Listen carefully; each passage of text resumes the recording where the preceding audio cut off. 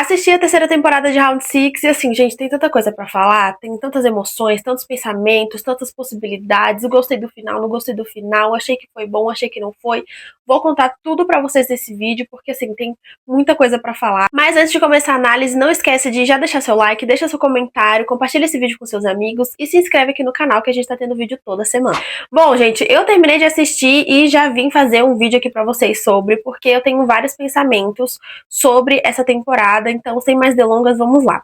Eu já quero dizer que eu fiquei surpresa com essa terceira temporada, porque ela teve um tom mais dramático do que as outras duas. Eu não sei se foi só uma percepção minha, mas eu lembro das outras temporadas eu ficar mais chocada do que tensa, do que, assim, muito sentida, sabe? Eram pequenos momentos em que tinha, assim, que você se apega com um personagem aqui, outro ali, que é uma coisa que a gente sabe que não deveria fazer assistindo Round Six, porque sabe que todos os personagens vão morrer, não tem como, não dá pra ficar se apegando, mas é impossível. E nessa temporada, especificamente, eu me apeguei muito aos personagens, e aí eu fiquei devastada quando eles foram morrendo. Logo no início ali da temporada, né, logo no primeiro episódio, a gente vê que continua exatamente de onde tinha parado a segunda temporada ali, que rolou aquela rebelião, a galera foi pra cima pra tentar acabar com o jogo e tudo mais, ali liderado pelo 456. E eu já vou deixar um aviso aqui nesse vídeo, tá? Eu vou me referir aos personagens pelos números ou por algumas características que eu for lembrando, porque eu sou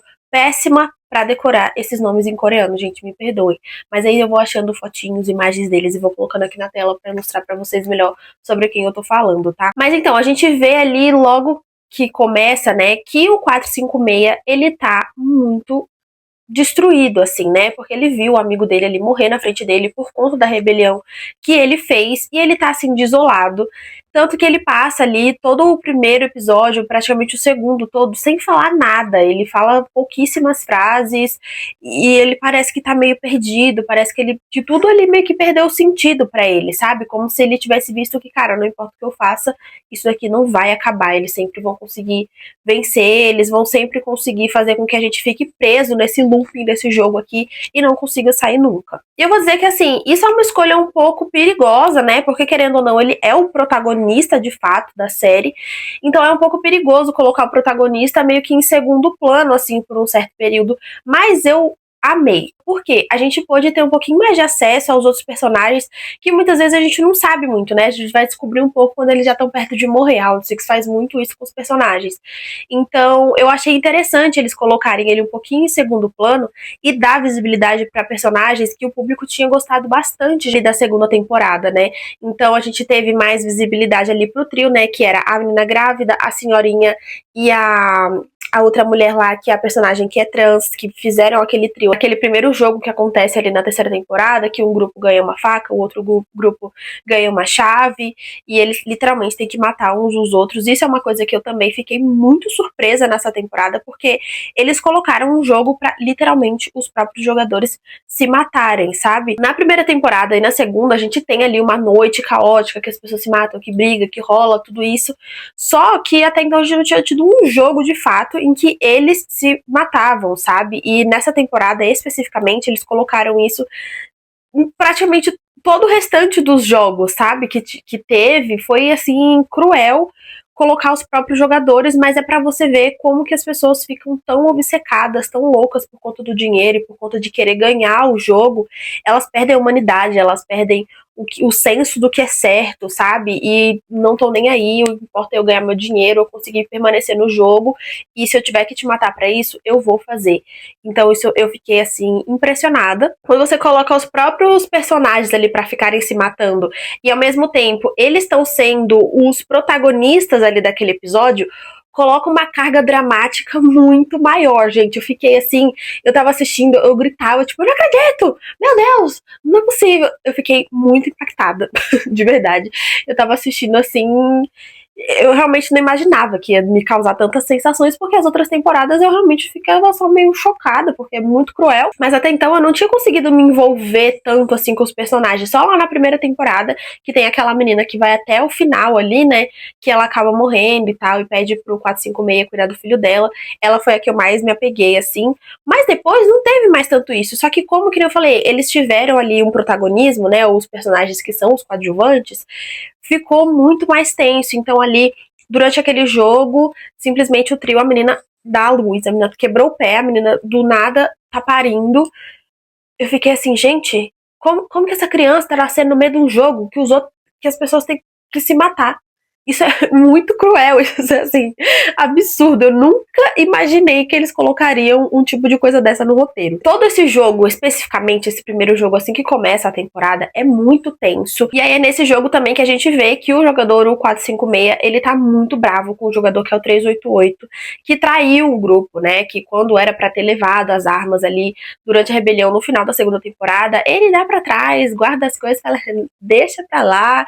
E esse cara, ele é um pouquinho controverso, né, esse personagem, o 388, porque ele paga todo dia, não, que eu vou ajudar, eu quero sair do jogo também, eu não aguento mais. Só que ao mesmo tempo, ele quer ficar ali. Eu tenho essa sensação de que ele queria ficar, que ele queria jogar, que ele queria o dinheiro, que ele queria ganhar o jogo, sabe? Então ele tava ali com o grupinho do 456 e as outras pessoas só porque ele precisava de um grupo. E aí, assim que acaba esse jogo, a gente tem uma coisa assim que, meu Deus, eu tenho que ponderar as minhas palavras, porque eu tenho que lembrar que esse vídeo está no YouTube e se eu falar palavras erradas, esse vídeo pode ser banido. Mas a gente tem o aparecimento dos VIPs. Os VIPs já tinham aparecido lá na primeira temporada, mas foi uma coisa muito rápida. A gente só viu que eles apostavam nos jogadores, que eles investiam dinheiro ali e tudo mais. Só que nessa temporada, gente, meu Deus do céu, que ódio. Que ódio que eu fiquei desses personagens, desses VIPs. Senhor, eles são pessoas extremamente nojentas. São pessoas. Não dá nem pra falar que são pessoas, são coisas, assim, porque pessoas, seres humanos, jamais teriam esse tipo de pensamento e falas do jeito que eles são. Eles aparecem ali assim que acaba esse primeiro jogo, que é o jogo do esconde-esconde, ali pegando, né, as pessoas que morreram e tal. Ainda tem um cara que atira. E eu até fiquei assim na hora, eu falei, gente, por que que os soldados estão fazendo isso, sabe? Não tem lógica. E aí eles tiram a máscara, eu fiquei sem entender mais ainda. Eu falei, gente, eles estão agora tirando a máscara o tempo todo, tipo, o que que tá acontecendo?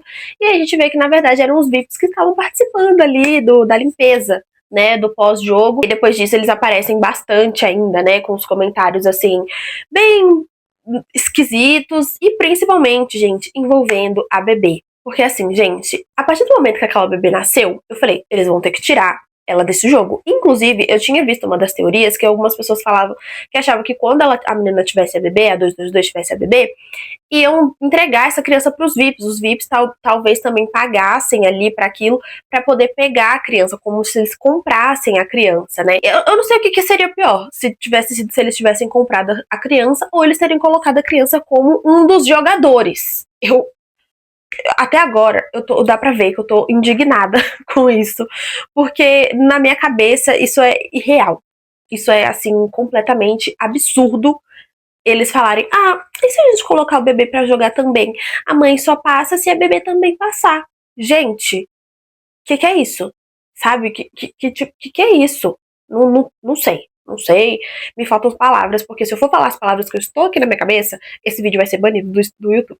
Eu preferia que não tivessem mostrado mais os VIPs, porque me deu raiva, me deu ranço, assim, de um tamanho gigantesco deles decidirem colocar a bebê ali como uma das jogadoras e fazer ali os jogadores que estavam indo pro jogo final querer matar uma bebê por conta de dinheiro. Gente, meu Deus do céu. Eu não consigo explicar o tanto de raiva que eu senti a hora que eu vi isso. Eu cheguei a pausar a série, saí um pouco, fui tomar um negócio, sabe, pra poder distrair minha cabeça, peguei o celular, fiquei vendo umas besteiras, porque eu tava tão estressada, que eu falei, gente, não é possível que isso seja normal, sabe? Teve um detalhe que eu esqueci de falar sobre o primeiro jogo, que é a senhorinha que tem que matar o próprio filho pra defender a 222 e a bebê, porque o filho dela precisava matar alguém pra conseguir passar pra próxima fase. Então, ela tem ali aquela desavença e ela chega a matar o próprio filho pra poder defender ali, porque ela percebeu que o filho dela, assim, tava cego, né, por querer continuar ali no jogo e querer fazer o dinheiro, enfim, não tava racionalizando mais. Então, ele ia matar literalmente a primeira pessoa que aparecesse na frente dele, e era uma mulher com um bebê. E aí a gente tem justamente essa cena que, mais uma vez, faz a gente pensar nessa coisa de, meu Deus, a mãe matou o próprio filho, assim, Cara, é muito triste, e logo depois ela tem aquela conversa com o 456 que pede pra ele cuidar da menina, cuidar da bebê, e ela acaba se matando. Foi uma coisa que eu não esperava. Eu imaginava que talvez ela fosse ficar muito mal, que ela fosse ficar. Ela ia dar uma desistida, mas talvez desistisse no próximo jogo. Mas ela se matou. Assim, sabe? Depois de tentar fazer com que as pessoas desistissem do jogo, tem aquela cena dela muito tocante, muito profunda, e que ela implora para as pessoas pararem de jogar, porque tem um bebê ali, tipo, não é possível que a gente vai continuar fazendo isso, não precisa, e as pessoas cagam pra ela, não dão ouvidos pra ela. Pra mim, aquela cena foi muito impactante. Eu quase chorei, assim, porque ela tava destruída, ela tava desesperada ali para que aquilo acabasse, sabe? Ela perdeu o filho dela, ela teve que matar o filho dela. Então, é totalmente justificável ela ter tirado a própria vida, mas eu realmente imaginava que talvez ela só no próximo jogo ela fosse desistir. Eu não imaginei que ela ia fazer o que ela fez. E da mesma categoria de personagens completamente irritantes, a gente tem o pai da bebê, que é o 333, que é pai, né, gente? Porque aquilo ali não é um pai. Aquilo ali é um encosto, aquele menino é completamente desnecessário, ele fica cego por dinheiro e ele gosta de matar pessoas. Inclusive mata a personagem ali que tava ajudando a menina a ter o bebê, sabe? Tipo, matou totalmente de graça. Ele é um imprestável e a gente vê isso do início ao fim da temporada. Eu já vou chegar no fim da temporada, mas assim, só deixar um adendo aqui importante de que esse garoto me irritou em níveis estratosféricos. E bom, como eu tava falando bastante da Bebê pra vocês, né, a Bebê foi uma coisa ali que me pegou muito, eu acho que foi proposital mesmo colocar um personagem assim, um bebê pra poder colocar essa carga dramática ainda maior ali na série. E o momento em que a 222 morre, gente do céu, que tristeza, eu já imaginava que ela ia morrer naquela cena, tudo tava assim caminhando para aquilo, assim, ela não tava nem um pouco bem, né, ela não ia conseguir participar daquele jogo ali de pular corda, mas nossa, foi tão devastador o momento em que ela morre ali, sabe? E mais uma vez, acabei de falar do pai da bebê, ele poderia ter se prontificado ali naquele momento, ter, sabe, feito o arco de redenção dele ali, falar, não, eu fico com a criança, a gente vai dar um jeito, eu vou te ajudar a atravessar, e ele, tipo, ah, tô nem aí, não vou te ajudar, tipo, ah, eu vou te ajudar, e viu o pé dela quebrado, sinto muito, fica aí, beijinho, tchau, tchau, e aí ela simplesmente desistiu ali, né, e se jogou daquele negócio, daquela altura. Eu fiquei, gente, eu terminei, a hora que aconteceu essa cena, eu fiquei assim, ó, parada, olhando pra TV, em completo choque, porque, mais uma vez, essa série, essa temporada em específico me trouxe muitas sensações e muitas sensações assim de desespero mesmo, de angústia, sabe, de uma tristeza profunda assim assistindo, porque, meu Deus, como pode, né, uma série tipo, é totalmente ficção, mas causar tantas coisas, tantas sensações, enfim, mas foi, eu acredito que de todas assim, de todas as mortes que teve desde a primeira temporada, essa foi a que mais me impactou, porque ela tinha acabado de ter um bebê, tinha 2 dias o bebê, sabe? Então, nossa, eu acho que quem assistiu essa cena e não sentiu ali um pouquinho no coração, cara, já morreu por dentro, porque não tem como. Foi uma cena, assim, muito, muito triste. E agora eu vou falar um pouquinho sobre o que eu realmente achei do final, né? A cena final, o jogo final e as cenas ali finais. O jogo final eu achei ótimo, porque era o mesmo jogo final que teve na primeira temporada, né? Que é aquele jogo da Lula, só que de uma maneira bem simplificada pra gente. Muito cruel, muito cruel. É um jogo assim que também vai te dando sensações diferentes, porque tem aquele grupinho ali, não, a gente tá junto aqui, a gente empurra um aqui, empurra o outro ali, quer empurrar o 456 com a bebê a todo custo, quer empurrar a bebê a todo custo, jogar a bebê daquela altura. Ah, mas aquela não vai ter pai, ela não vai ter mãe, então tipo assim, por que a gente não mata ela agora? Uai, se ela sobreviver, ninguém pode adotar a criança, sabe? Em todas as outras 2 temporadas, isso é muito claro pra gente, que as pessoas ficam cegas pelo dinheiro e cegas por quererem ganhar o jogo. Mas nessa em específico, parece que as pessoas ficaram ainda mais loucas, assim. Eles mataram pessoas que ninguém tinha nenhum remorso, ninguém ficou nem, tipo assim, com a cabeça doendo, pensando, tipo assim, meu Deus, eu matei uma pessoa, eu matei uma pessoa. Ninguém sentiu isso. Isso é completamente louco, isso é completamente absurdo, sabe? Eles estavam querendo matar um bebê que tinha, sei lá, 3, 4 dias de vida, sabe? Isso é extremamente nojento e absurdo. E aí, falando agora, né, do pai da bebê, que é o jogador 333, quando chega ali naquele final, que ele pede pro 456 botar a menina naquela plataforminha ali, naquela passarela, pra ele pegar a bebê pra poder ganhar os jogos dele claramente jogar a menina de lá de cima e ia ganhar o jogo, porque ele queria ganhar o jogo e queria ganhar o dinheiro, fiquei desacreditada. Eu falei, não é possível, porque eu tinha esperança que em algum momento ele fosse literalmente ter o arco de redenção que eu falei pra vocês, que ele fosse, não, a minha filha, né, eu vou ganhar o jogo, eu vou criar ela. Por mais que a menina tenha falado que não queria que ele olhasse a criança, né, a mãe da menina, que era a 222 real, sem ser a 222 bebê, né, porque isso é inadmissível pra mim, a bebê ter virado a jogadora 222, apesar de simbólico, acho absurdo, mas eu fiquei esperando até o último segundo esse moleque ter alguma ponta de sanidade, de querer salvar aquela criança, sabe? E ele não queria. E assim, ele teve o fim que ele mereceu. Mas agora falando do fim do 456, era um pouquinho imaginado que talvez ele fosse morrer, mas eu não imaginava que ia ser nessa circunstância, porque não, se você assistir tudo, você sabe que não precisaria ter acontecido isso. Se aquele menino tivesse usado a cabeça, né, o jogador 333, ele poderia ter se salvado junto com a criança. Mas, enfim, só que eu também acho que é interessante ele ter morrido, porque encerra a história de verdade, sabe?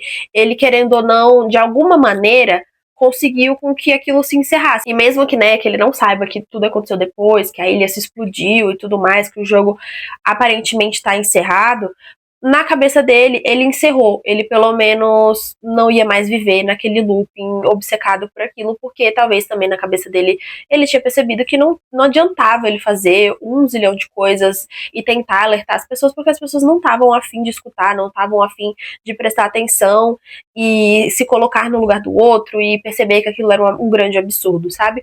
Então é um final triste para ele, mas ao mesmo tempo, mesmo que ele não tenha ficado sabendo, concluiu o que ele queria, que era fazer com que os jogos acabassem. E sim, eu gostei que o bebê ganhou o jogo, né? Porque antes do bebê ganhando o jogo do que a gente ter um bebê de 3 dias morrendo numa temporada de série, né, gente? Porque isso é absurdo, e morrendo de uma maneira catastrófica. Gostei dessa parte desse final? Gostei, não amei, né? Gostei que explodiu ali a ilha toda, que o negócio meio que deu uma desandada, o jogo acabou ali, pelo menos na ilha. Se tiver que acontecer de novo, vão ter que reconstruir tudo ali, vão ter que achar um outro lugar para fazer.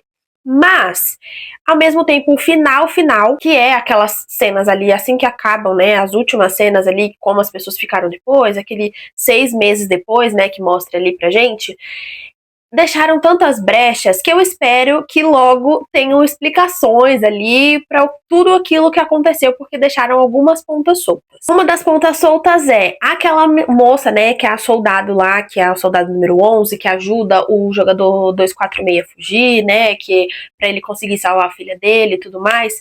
Ela aparentemente recebeu ali uma ligação de que a filha dela estava viva, né? Que a motivação toda dela ali era achar a filha dela. Ela chega a achar arquivos lá na ilha de que dá a entender que a filha dela realmente teria morrido. E aí o cara liga pra ela do nada. Então, eu acho que a sua filha tá na China. Se você quiser ir pra lá, talvez pra checar, vai lá. E ela vai. Ela chegou lá na China? Ela achou a filha dela? Não sabemos. Então isso deu uma brecha pra quê? Vai ter um spin-off contando a história dela? Para mim, ela é uma personagem maravilhosa. Não falei sobre ela nesse vídeo aqui, mas assim, deixa aqui registrado. É uma das minhas personagens favoritas. A hora que ela pega ali aquele cara, um dos ajudantes ali do frontman, né, que aquele que tá todo de preto, que eles estão ali na sala principal, que ela atira nele. Nossa senhora, que sabor. Ali eu questionei um pouco a minha humanidade também, porque eu fiquei rezando para que ela atirasse naquele cara, porque ele era péssimo. E ela fez isso. Mas, enfim. Então eu gosto muito dela. Será que vai ter um spin-off dela procurando a filha dela e lutando ali, né? Talvez, não sei, porque ela é uma personagem, assim, super interessante, que dá pra trabalhar na história dela, então estamos aí no aguardo. Vai ter um spin-off, vai ter alguma outra coisa, não sabemos. E eu tô falando de spin-off porque até onde a gente sabe, essa terceira temporada de Round 6 foi a última temporada desse jogo na Coreia e tudo mais. Então, acredito que se for ter alguma coisa mais relacionada aos jogos da Coreia, ou aqueles personagens ali, vai ser um spin-off, vai ser uma outra coisa do universo de Round 6, mas a série Round 6, até onde se sabe, está encerrada agora nessa terceira temporada. E aí, uma outra ponta solta é, os jogos realmente acabaram? Os jogos vão voltar a acontecer? Vão voltar a acontecer em outro lugar? Por quê?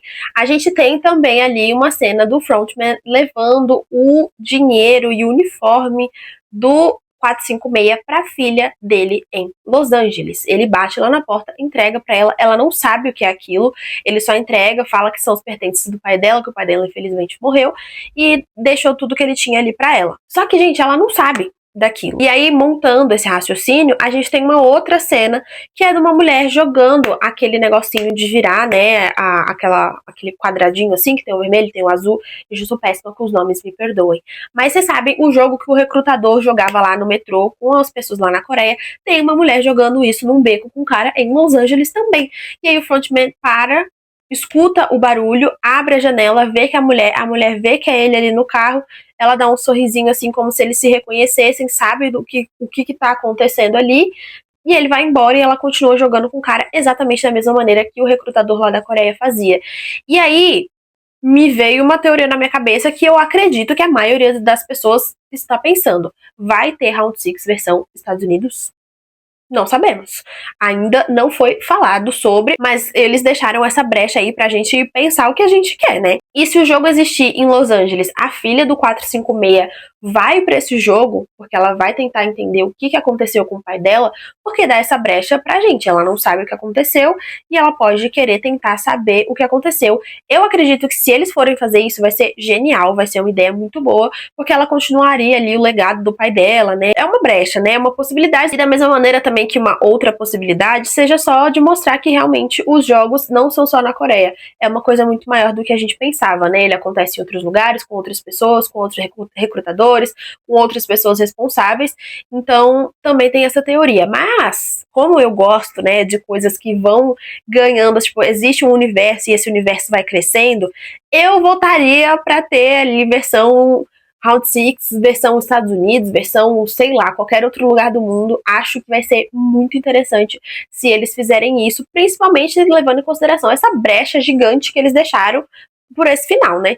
E as minhas considerações finais sobre a terceira temporada de Round 6 é o seguinte: eu gostei muito da temporada, gostei muito mais do que da segunda, inclusive, porque a segunda eu achei um pouco lenta ali, até, né, o 456 conseguir voltar pro jogo e tal, quando começa, fica um pouco lento, mas essa, ela teve uma carga muito maior, assim, de violência, de drama, de tensão, de momentos em que você fica, tipo, irritado assistindo, traz várias sensações. Eu adoro assistir coisa assim que vai mexendo comigo, sabe, porque você fica ainda mais engajado ali na história, querendo acompanhar, querendo assistir. Então, sim, pra mim, foi uma temporada muito boa, finalizou muito bem, porém com essas brechas. Essas brechas estão me fazendo, assim, o meu cérebro queimar, porque eu tô muito curiosa pra saber se foi só uma coisa, é só uma coisinha, é só isso aqui mesmo só pra mostrar que tem outro lugar, ou não, a gente pretende expandir o universo de Round 6 pra outras coisas, né?